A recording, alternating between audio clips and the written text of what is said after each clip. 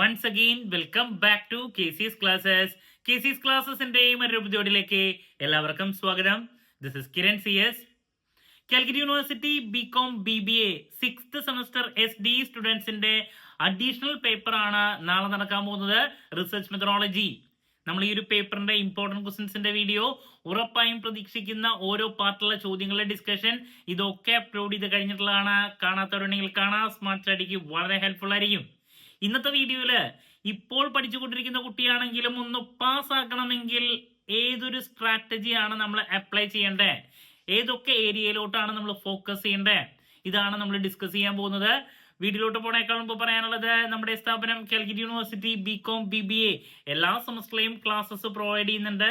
Live class Google മീറ്റിലൂടെ provide ചെയ്യുന്നു. Video ക്ലാസിന്റെ റെക്കോർഡും ആക്സസ് ചെയ്യാൻ സാധിക്കും. അതുകൊണ്ട് തന്നെ എപ്പോൾ വേണമെങ്കിലും പഠിച്ച് ഡൗട്ട് ഉള്ളത് ചോദിക്കാനുള്ള അവസരം ഉണ്ടെന്നുള്ളതാണ്. ഇതുവരെയുള്ള നമ്മുടെ റിസൾട്ട്സ് ഒക്കെ സൂപ്പർ റിസൾട്ട്സ് ആണ് കേട്ടോ. സോ നമ്മുടെ ക്ലാസ്സിൽ ജോയിൻ ചെയ്ത് പഠിച്ച് നല്ല മാർക്ക് മേടിക്കാൻ താല്പര്യമുള്ള കുട്ടികൾക്ക് ഡിസ്ക്രിപ്ഷൻ ബോക്സിലുള്ള എൻ്റെ വാട്സ്ആപ്പ് നമ്പറിൽ കോൺടാക്ട് ചെയ്യാം, ക്ലാസ്സസ് ആക്സസ് ചെയ്യാം. ഓക്കെ, സോ നമുക്ക് എന്തെങ്കിലും വീഡിയോയിലോട്ട് പോകാം.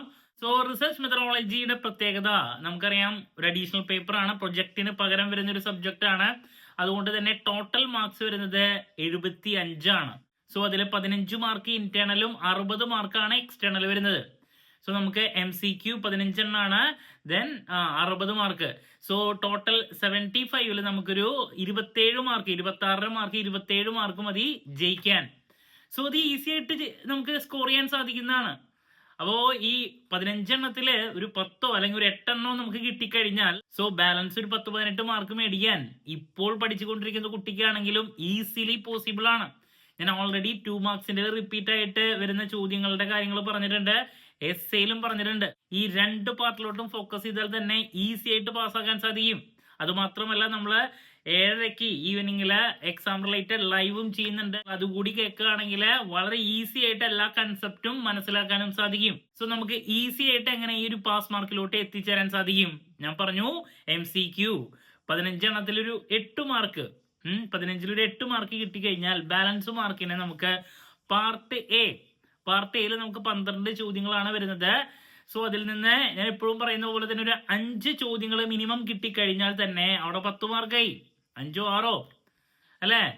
അത് ഈ ഒരു സബ്ജക്റ്റിന്റെ പ്രത്യേകത, റിപ്പീറ്റ് ചോദ്യങ്ങൾ ഒരുപാട് വരുന്നതാണ്. അത് മാത്രമല്ല ബേസ് ആണ് ചോദിക്കുക. സോ 2 മാർക്സിന്റെ നമ്മൾ റിപ്പീറ്റ് ആയിട്ട് പ്രതീക്ഷിക്കുന്ന കുറച്ച് ചോദ്യങ്ങളുണ്ട് കുറച്ച് ഏരിയാസിൽ നിന്ന്. ഇപ്പൊ നമ്പർ 1 എന്താണ് റിസർച്ച്? ഡിഫറെന്റ് ടൈപ്സ് ഓഫ് റിസർച്ചിൽ ഏതെങ്കിലും ഒരെണ്ണം, അപ്ലൈഡ് റിസർച്ചോ, ബേസിക് റിസർച്ചോ, ഡിസ്ക്രിപ്റ്റീവോ, അങ്ങനെ ഏതെങ്കിലും ഒരെണ്ണം എല്ലാ പേപ്പറിലും വരുന്നതാണ്. ദെൻ രണ്ടാമത് സാമ്പിളിംഗ് എന്താണ്? ഡിഫറെന്റ് ടൈപ്സ് ഓഫ് സാമ്പിളിംഗ്, അതിൽ ഏതെങ്കിലും ഒരെണ്ണം, cluster sampling, multi stage, random sampling, അല്ലെങ്കിൽ പ്രോബിലിറ്റി, നോൺ പ്രോബിലിറ്റി, അങ്ങനെ ചോദിക്കാം. Quota sampling, snow ball, repeat ആണ്, നിർബന്ധമായും പഠിച്ചിരിക്കണം. നെക്സ്റ്റ് ഡാറ്റ എന്താണ്? പ്രൈമറി ഡാറ്റ, സെക്കൻഡറി ഡാറ്റ, അതിൽ ഏതെങ്കിലും ഒരെണ്ണത്തിനെ പറ്റിയിട്ട് വരാറുണ്ട്. ഒബ്സർവേഷൻ എന്താണ്? അതിൽ ചിലപ്പോൾ ഡിഫറെന്റ് ടൈപ്സ് ഓഫ് ഒബ്സർവേഷനിൽ ഏതെങ്കിലും ഒരെണ്ണം, ഇപ്പൊ പാർട്ടിസിപ്പേറ്റീവ് ഒബ്സർവേഷൻ എന്താണ് ചോദിക്കാറുണ്ട്. ഇന്റർവ്യൂ എന്താണ്? ഡിഫറെന്റ് ടൈപ്സ് ഓഫ് ഇന്റർവ്യൂലെ ഏതെങ്കിലും ഒരെണ്ണം, ഇപ്പൊ ഫോക്കസ്ഡ് ഇന്റർവ്യൂ, ടെലിഫോണിക് ഇന്റർവ്യൂ, പലതരത്തിലുള്ള ഇന്റർവ്യൂ ഉണ്ട്. ദെൻ ക്വസ്റ്റ്യനെയർ എന്താണ്? ഷെഡ്യൂൾ എന്താണ്? ഡിഫറെന്റ് ടൈപ്സ് ഓഫ് ക്വസ്റ്റ്യൻസിലെ ഏതെങ്കിലും ഒരെണ്ണം. ഇപ്പൊ ഡിക്കോട്ടമസ് ക്വസ്റ്റ്യൻസ് എന്താണ്? ഓപ്പൺ എൻഡഡ് ക്വസ്റ്റ്യൻസ് എന്താണ്? ക്ലോസ് എൻഡഡ് ക്വസ്റ്റ്യൻസ് എന്താണ്? നിർബന്ധമായും പഠിക്കേണ്ട മറ്റൊരു ചോദ്യമാണ്. പൈലറ്റ് സ്റ്റഡി എന്താണ്? ഡെൽഫി മെത്തേഡ്, ഡെൽഫി എന്താണ് മെത്തേഡിനെ പറ്റിയിട്ട് ചോദിക്കാറുണ്ട്. ദെൻ പോപ്പുലേഷൻ എന്താണ്? സെൻസസ് സർവേ എന്താണ്? ദെൻ സാമ്പിൾ എന്താണ്? സാമ്പിളിംഗ് യൂണിറ്റ് എന്താണ്?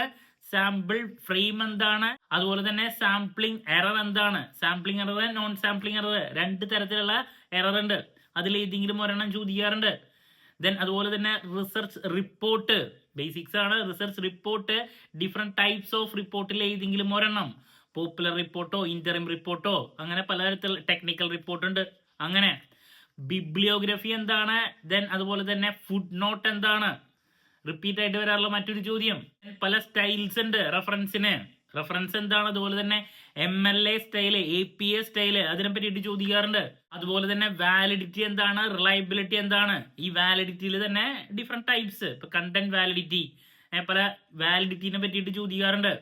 പിന്നെ മെഷർമെന്റ് ഓഫ് സ്കെയില്, അതിൽ ordinal scale, then nominal scale, interval scale, ratio അതിനെ പറ്റിയിട്ട് ചോദിക്കാറുണ്ട്. ലിക്കേർഡ് സ്കെയിൽ എന്താണ്? അപ്പൊ ഇങ്ങനെ 2 മാർക്സിൽ റിപ്പീറ്റ് ആയിട്ട് വരുന്ന കുറച്ച് ചോദ്യങ്ങൾ, ഒരു 10-15 ചോദ്യങ്ങൾ ഇപ്പൊ പഠിക്കുന്ന കുട്ടിക്കാണെങ്കിലും കഴിയും പഠിച്ച്. ഇതിൽ നിന്നൊരു 5-6 കിട്ടിക്കഴിഞ്ഞാൽ അവിടെ തന്നെ മോർ ദാൻ 10 മാർക്സ് ആയി. പിന്നെ നമുക്ക് എസ് എ എടുക്കുന്നുണ്ട്. 2 എസ് എ ഏതെങ്കിലും ഒരെണ്ണം എഴുതിയാൽ മതി. അത് മിക്കതും ഈസി ക്വസ്റ്റ്യൻസ് ആണ് വരാ. അപ്പോ എസ് അറിയുന്ന പോലെ എഴുതി അതിൽ നിന്നൊരു പകുതി മാർക്ക് കിട്ടിയാലും മതി, അപ്പൊ തന്നെ പാസ്സായി. ഇപ്പൊ എസ് എയിൽ മിക്ക പേപ്പറിലും കണ്ടുവരാറ് ഒന്നെങ്കിൽ സാമ്പിളിങ്, അതിന്റെ advantages, disadvantages, different types of sampling, ഇപ്പൊ പ്രോബിലിറ്റിയോ നോൺ പ്രോബിലിറ്റിയോ, ഈ ഒരു ചോദ്യം എല്ലാ പേപ്പറിലും വരുന്നതാണ്. അതുപോലെ തന്നെ primary data, sources of data, primary data, secondary data, അതില് ചില സമയത്ത് ഡിഫറെന്റ് സോഴ്സസ് ആയിരിക്കും ചോദിക്കുക. അതല്ലെങ്കിൽ അതിലുള്ള ഒബ്സർവേഷനോ അതല്ലെങ്കിൽ ഈ പറയുന്ന ഇന്റർവ്യൂ, ഇതിൽ ഏതെങ്കിലും ഒരെണ്ണത്തിനെ പറ്റിയിട്ട് അതിന്റെ അഡ്വാൻറ്റേജസ്, ഡിസഡ്വാൻറ്റേജസ് അങ്ങനെയും ചോദിക്കാറുണ്ട്. Then research report, contents of research report, മറ്റൊരു എസ് എ ചോദ്യം. അതുപോലെ തന്നെ നമുക്ക് ഇതിനായിട്ട് മുമ്പ് പൈലറ്റ് സ്റ്റഡീനെ പറ്റിയിട്ട് ചോദിച്ചിട്ടുണ്ട്. അതിന് ഇമ്പോർട്ടൻസിനെ പറ്റിയിട്ട് കണ്ടുവന്നിട്ടുള്ളതാണ് ഒരു എസ് എ.